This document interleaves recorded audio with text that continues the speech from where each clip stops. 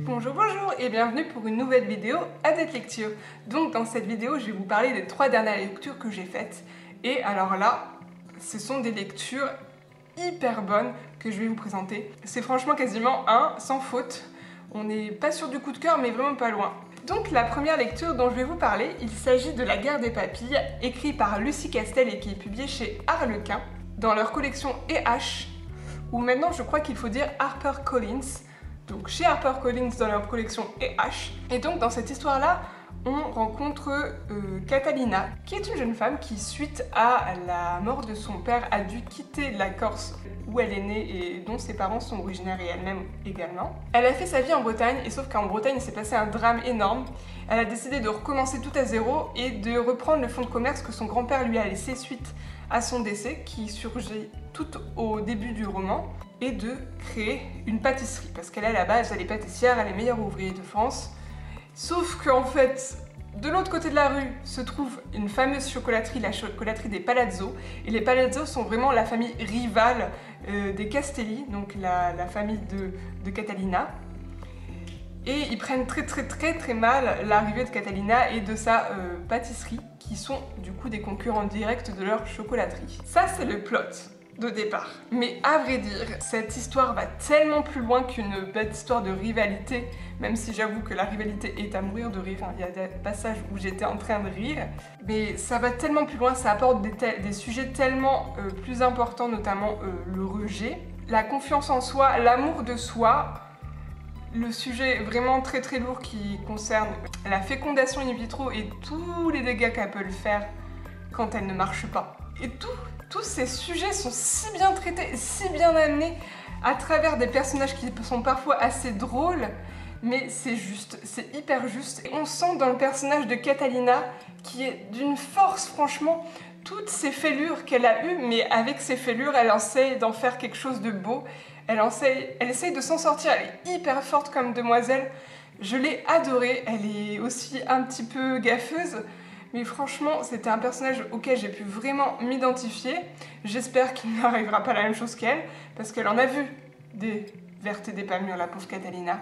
Et d'un côté, on a Lucas, ou Lucas, je sais pas comment ça se prononce, qui lui est du coup le gérant de la chocolaterie et le petit-fils de la famille un petit peu ennemie, qui est assez, de prime abord, bougon, ours, voire très misogyne, hein, avec notamment Erika, sa serveuse.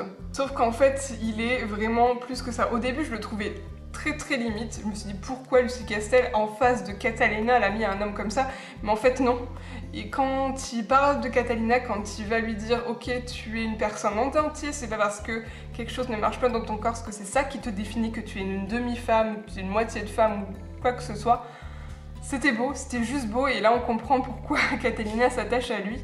J'ai vraiment aimé leur petite passion qui est du coup toute choupinette, qui se passe un petit peu vite peut-être, mais honnêtement les choses sont dites, les choses sont posées dès le départ, et j'ai bien aimé ce genre de roman, ce genre de couple que l'on a dans ce roman-ci. En bref, je vais pas m'attarder dessus, ça a été quasiment un coup de cœur parce qu'il m'a fait passer par le rire, les pleurs, des émotions hyper fortes.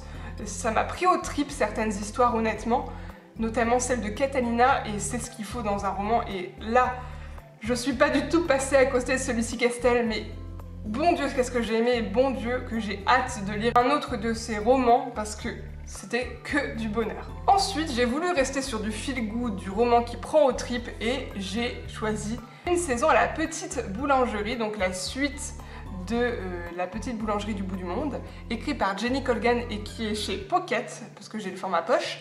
On se retrouve à peu près, je crois, un an après la fin de La petite boulangerie du bout du monde.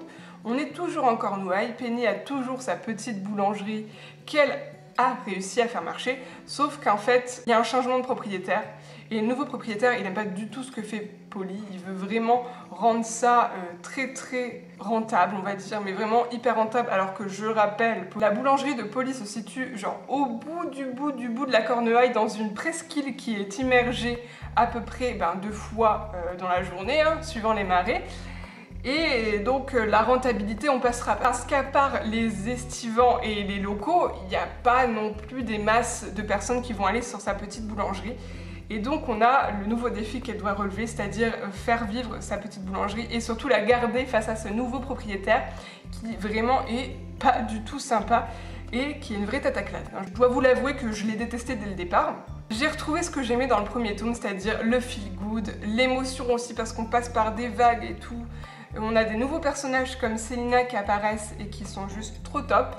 On retrouve les vieux comme Kerenza, Ruben, Huckle. Et bien sûr, on retrouve Neil, le petit maquereux si mignon. Et voilà, je vais pas trop m'attarder dessus vu qu'il s'agit d'une suite. Mais voilà, c'était pareil que le premier.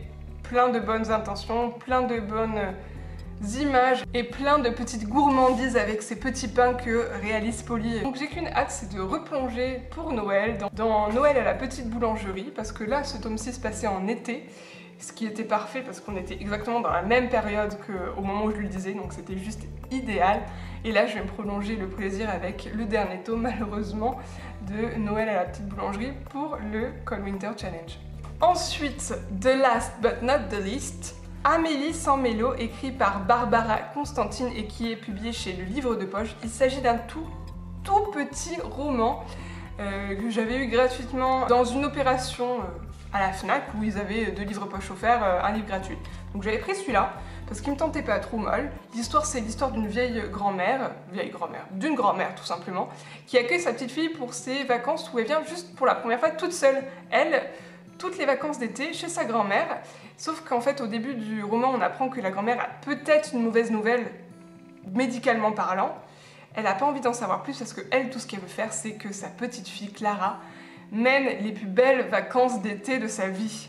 Et du coup, on retrouve Mélie qui est la grand-mère et Clara la petite fille. Et ce roman-ci, c'est juste une ode aux vacances d'été quand on était petit. On retrouve tous ces petites vacances qu'on aimait, personnellement moi j'aimais, chez les grands-parents. Donc on a la chasse aux escargots, on a les bonnes confitures de grand-mère, on a les bons petits plats, on a tous les amis un petit peu vieux de Mélie, toute sa clique, toute l'histoire un petit peu rocambolesque de Clara, parce qu'on apprend au fur et à mesure de ce roman-ci l'histoire de Clara, son contexte familial, sa maman, on la rencontre, qui est la fille de Mélie du coup. Et puis voilà, c'est juste une petite bouffée d'air frais ce roman. Je trouve que les passés des personnages sont vraiment bien distillés au compte-gouttes le long du roman, mais on comprend tout de suite l'intention de l'auteur, ça leur donne une profondeur. C'est bien écrit, c'est écrit poétiquement. Franchement, quand j'ai lu ce roman, j'avais juste envie de me prendre une bonne tartine de confiture de figues maison que ma grand-mère fait et juste aller piocher dans les framboisiers, dans le jardin, comme je le faisais quand j'étais petite. Franchement, c'était hyper nostalgique, mais dans le bon sens. Il m'a même limite fait pleurer à certains moments parce que c'est tellement beau, c'est tellement triste aussi. Parce que la vieillesse est là, elle n'est pas cachée. Donc on voit les problèmes qu'a Mélie, on voit les problèmes qu'a Marcel, son ami d'enfance en fait. On voit tous ces petits désagréments qu'ils ont, mais ils cherchent à en faire abstraction et à profiter à fond de leur restant de vie. Et c'est juste beau, c'est magnifique le message que ça délivre, c'est un peu lâcher prise, arrêtez de vous prendre la tête et juste profiter. En bref, c'est un petit roman mais qui se lit d'une traite, j'ai passé une après-midi à le lire, mais je me suis régalée, franchement, merci le livre de poche de m'avoir fait découvrir ce roman en le mettant en gratuité pour l'achat de 2 autres poches, parce que c'était une petite pépite. Donc voici pour ce thème de lecture qui quand même est assez proche au niveau des thèmes, on est dans du feel good clairement, mais je vous avouerai que l'été c'est beaucoup ce que je lis et ce que j'aime lire parce que ça me détend. Voilà, j'ai beaucoup de stress des fois au boulot, donc là c'est juste hyper détendant, ça m'évade et ça m'apprend des choses sur moi-même. Donc si vous avez lu un de ces livres, n'hésitez pas à m'en dire ce que vous en avez pensé, notamment sur le roman de Lucie Castel. Je suis vraiment très curieuse de connaître votre avis si vous avez partagé les mêmes sentiments que moi. Et si jamais l'un de vous a lu également Amélie sans mélo, que je n'ai pas vu du tout passer, je ne connaissais même pas ce livre, bah, n'hésitez pas en commentaire également. Et si vous avez des suggestions de lecture qui sont dans le même thème, n'hésitez pas, je suis vraiment preneuse. Et moi je vous dis à bientôt pour une prochaine vidéo et bisous bisous.